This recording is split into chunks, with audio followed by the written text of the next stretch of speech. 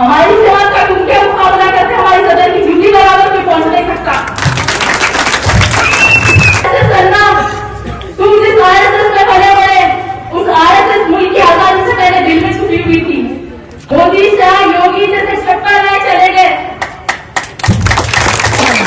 असदुद्दीन साहब की कुर्बानियां उनकी मेहनत आने वाली कई नस्लें याद रखेगी। ये आजकल के लोगों का मुकाबला नहीं कर सकते।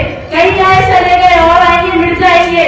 मुसलमानों का वोट लेने वाली कांग्रेस आज सिर्फ तेलंगाना में क्यों माइनॉरिटी डिक्लेरेशन आप जारी करे? आप लोगों को मालूम इलेक्शन तो राजस्थान में भी हो रहा, इलेक्शन तो मध्य प्रदेश में भी हो रहा। मजलिस-ए-इत्तेहाद मुस्लिमीन वो सियासी जमात है जो गरीबों, मजलूमों और अल्पसंख्यकों के लिए काम करती है। कौम मिलत की शान शौकत और अजमत के लिए काम करती है। लोग इक़्तिदार के भूखे रहते हैं, लेकिन मजलिस का मकसद ये है कि वो माइनॉरिटी को उनका हुकूक दिलाए। आज शहर हैदराबाद में हमारी पहचान मजलिस से है। यहाँ हमारी सोच शौकत बढ़ाने वाली हमारी जमात है। और जो कौम मुत्तहिदा तौर पर काम नहीं करती, जो कौम मुत्तहिदा तौर पर आगे नहीं बढ़ती, उस कौम का कोई ठिकाना होता है, ना की मंजिल होती है। आज अल्हम्दुलिल्लाह हैदराबाद में हमारी अपनी सियासी जमात है, हमारे अपने कायद है।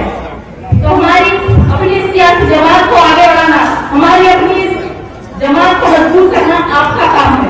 अपने वोट का इस्तेमाल करके आपकी अपनी जमात की ताकत में इजाफा कीजिए। आपकी अपनी जमात को आगे बढ़ाइए। आपके अपने कायद असदुद्दीन ओवैसी साहब के हाथों को मजबूत कीजिए। और हमारे कायद असदुद्दीन ओवैसी साहब की कुर्बानियां, उनकी मेहनत आने वाली कई नस्लें याद रखेगी। ये आजकल के लोगों का मुकाबला नहीं कर सकते। कई आए चले गए और आएंगे मिट जाएंगे, लेकिन हमारी ये जमात, हमारा ये इत्तेहाद पूरे क़यामत तक बरकरार रहेगा। आरएसएस करना और हैसियत से आ गए। आरएसएस करना कौन है आप लोग को मालूम? तेलंगाना कांग्रेस के सदर साहब उनको नया नाम दिया आरएसएस करना। वो हमको रजाकार बोल रहे, जो रजाकार थे वो पाकिस्तान चले गए, जो वफादार थे हैं और रहेंगे वो यहाँ मौजूद है और बेखबर लोगों का फरीकियों का मुकाबला कर रहे हैं। मुसलमानों ने मुल्क की आजादी के लिए जद्दोजहद की, कुर्बानियां दी, अंग्रेजों के खिलाफ लड़े। हमारे दादा परदादा बुजुर्ग मुल्क की आजादी के लिए शहीद हो गए। लेकिन आरएसएस करना, तुम जिस आरएसएस में भले बड़े उस आरएसएस मुल्क की आजादी से पहले दिल में छुपी हुई थी। आरएसएस के लोग अंग्रेजों के तलवे चाटते थे। आरएसएस के लोग अंग्रेजों को माफीनामा का लेटर लिख के देते थे। और चाहे बीजेपी हो, कांग्रेस हो या आरएसएस हो, तुमको होते हो हमें वफादारी और या व्यवसायी का सर्टिफिकेट देने वाले। मुसलमान इस मुल्क में किराएदार नहीं, हिस्सेदार है। मोदी शाह योगी जैसे चक्कर में चले गए। हर जमाने में फिरौन, अबू जहल, यजीद, नमरूद रहते हैं। वो खुद मिट जाते हैं, हमको मिटाने वाला ना कोई आया है और ना आएगा।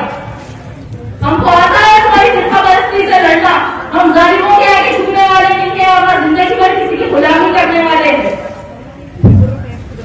मुसलमानों का वोट लेने वाली कांग्रेस आज सिर्फ तेलंगाना में क्यों माइनॉरिटी डिक्लेरेशन आप जारी करे?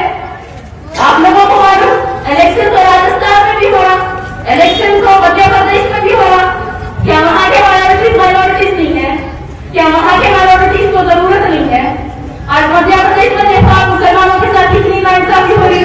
आप बाद ही इलेक्शन ले लें, लेकिन कांग्रेस ने वहाँ माइनॉरिटी डिक्लेरेशन जारी नहीं किया। वहाँ पे तो जो है आपको बेचारे गरीब मुसलमानों को बीजेपी के नाम से डरा के वोट ले लेते, कोई अड़चन नहीं है।